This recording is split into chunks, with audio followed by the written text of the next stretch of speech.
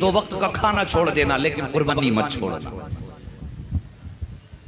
قربانی مت چھوڑنا۔ حکم ہوا میری راہ میں سب سے پیاری چیز قربان کرو۔ آخر کار نتیجہ یہ ہوا میری بارگاہ میں اسماعیل کو قربان کر لے کے چلے آئے، ملاقات کے لیے کبھی کبھی آیا کرتے تھے۔ آئے جا کے اپنی شریک حیات حضرت ہاجرہ سے کہنے لگے کہ اسماعیل کو تیار کر دو، دوست نے بلایا ہے، دوست کی ملاقات کے لیے جانا۔ لفظ دعوت ہے، دعوت کا مطلب کھانا نہیں ہوتا، دعوت کا مطلب ہوتا ہے بلاوا۔ کیا ہوتا ہے دعوت کا مطلب؟ بلاوا، کہ دوست کی دعوت پہ جانا، اس کے بلاوے پہ جانا۔ اس نے بلایا ہے، ماں نے بیٹے کو نہلایا، بالوں میں تیل ڈالا، کنگا کیا، بیٹے کو دولہا بنایا، صاف سے کپڑے پہنائے، اور پہنانے کے بعد حضرت ابراہیم خلیل اللہ کے ساتھ جب آپ نے رخصت کیا نا تو اب شیطان کے پیٹ میں درد اٹھا۔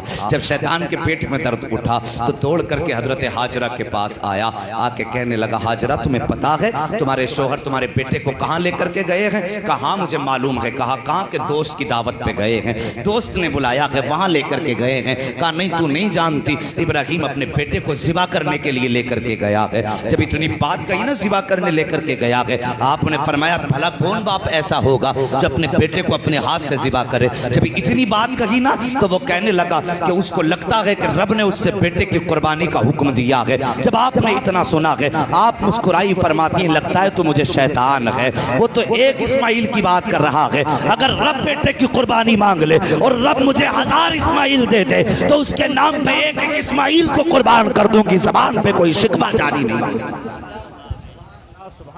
سبحان اللہ، اللہ اکبر۔ فرمایا وہ تو ایک اسماعیل ہے، اگر رب مانگے تو 1000 اس کے نام پہ قربان۔ سوچنے لگا اب دال نہیں گلنے والی، دوڑا حضرت اسماعیل کے پاس جا کے کہنے لگا کہاں جا رہے ہو؟ کہا دوست کے ہاں، والد صاحب کہہ رہے ہیں دوست کے ہاں دعوت میں جا رہے ہیں۔ کہا بڑے سیدھے آدمی ہو، یہ قتل کرنے لے کے جا رہے ہیں۔ کہا ایسا نہیں ہو سکتا۔ کہا یہ کہتے ہیں کہ رب نے قربانی مانگی ہے، تو کہتے ہیں لگتا ہے تو مجھے شیطان ہے۔ اگر رب قربانی مانگ رہا ہے، باپ قربان کرنے پہ راضی ہے اور میں قربان ہونے پہ راضی ہوں، تو تیرے پیٹ میں کیا درد ہے؟ آپ نے فرمایا، آپ کہتے ہیں ابو جی لگتا ہے یہ شیطان نے مجھے بہکا رہا ہے۔ آپ نے فرمایا مار پتھر اٹھا کر کے۔ اللہ اکبر۔ پھر حضرت ابراہیم کے پاس آیا، ابراہیم تم خواب کے چکر میں بیٹا قربان کرنے چلے ہو؟ اللہ کو راضی کرنے کے اور بھی بہت سے راستے ہیں، بیٹے ہی قربان کر کے اللہ کی رضا ملے گی۔ آپ نے فرمایا ظالم نبی کا خواب کبھی جھوٹا نہیں ہوتا ہے، نبی کا خواب وحی الہی ہوتا ہے۔ میں بیٹے کو قربان کرنے لے کر کے جا رہا ہوں۔ اس نے بہت کوششیں کی روکنے کی، نہ روکے، البتہ اس مقام پہ پہنچے، اور پہنچنے کے بعد آپ نے بیٹے کا چہرہ دیکھا، کتنا میٹھا لہجہ تھا۔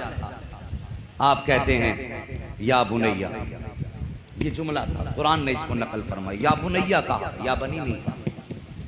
اس میں بڑا پیار ہے، اے میرے بیٹے میں نے خواب دیکھا ہے، انی اذبحک فانظر ماذا ترى، میں تجھے ذبح کر رہا ہوں، بتا تیری کیا رائے ہے؟ تو ہونا کیا چاہیے تھا؟ وہ یہ کہہ دیتے اگر ذبح کا خواب دیکھا تو ذبح کر دیجئے۔ لیکن اب حضرت ابراہیم خلیل اللہ کے اس سوال پہ شہزادے کا جواب سنو۔ فرماتے ہیں یا ابت افعل ما تؤمر ستجدونی انشاءاللہ من الصابرین۔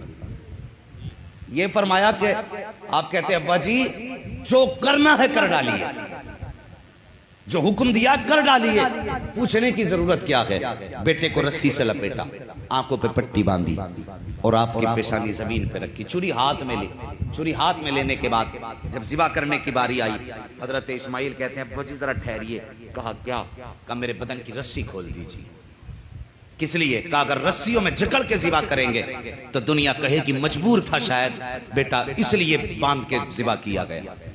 ہاتھ کھولیے اور میرے بدن کو بھی کھولیے تاکہ دنیا یہ یاد رکھے کہ جب ابراہیم نے اسماعیل کی گردن پہ چھری رکھی تھی ہاتھ پیر بندے نہیں تھے، بیٹے نے باخوشی رب کی بارگاہ میں اپنی جان قربان کرائی۔ مقام ابراہیم ایک پتھر ہے، اس پہ نشان قدم ہے کہ نہیں؟